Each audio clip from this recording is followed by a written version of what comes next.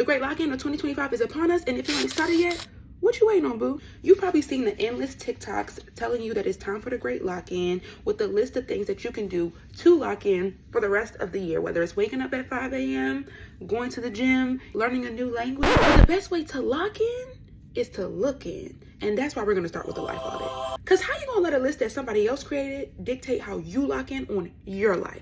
No. We're not doing that. That's why we're going to get into this life audit. If we're talking about a life audit first, we need to separate our life into categories. When I say categories, I mean faith, finance, health and fitness, career, content, self-care. Whatever categories that you want to separate your life into, make sure you do that. Once you separated your life into categories, we're going to focus on each individual category one by one. We're going to give each category our undivided attention because we're building the life that we want brick by brick. We can't focus on too much at one time. In each category, you're going to ask yourself these questions.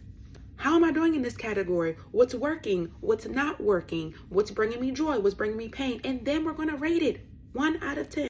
Then you're going to ask yourself, what goals do you have in that category? Make sure you're breaking down your goals by goals you may have for the week, goals you have for the end of this month, goals you have for the end of the year, 6 months, just so that you can be specific. We have to connect where we were to the goals that we have by asking ourselves, what habits do we want to implement?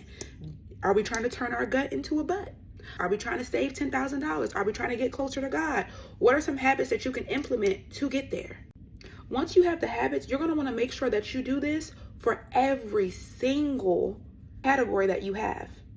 Once you do that for every single category, the last thing you're going to do in your life audit is to create an action plan. Your action plan is going to combine every single category that you just looked into. You reassessed, you created goals, you created habits that you need in order to implement all of this. Your action plan needs to be a reflection of all of those categories together. Your action plan is very important because it's how you're going to start moving to get to those goals from where you are right now.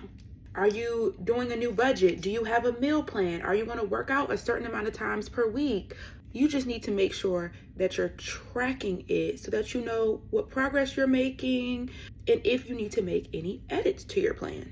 I definitely recommend using something that makes your habits easily trackable. I like to use Notion.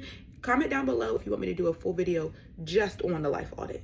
Don't let another month pass you by of you being stagnant, lazy, and not reaching your goals. Stop being mad at yourself and let's actually stand up and do something about it. Because now that you've looked in, you have everything that you need to lock in. There's nothing else standing in your way.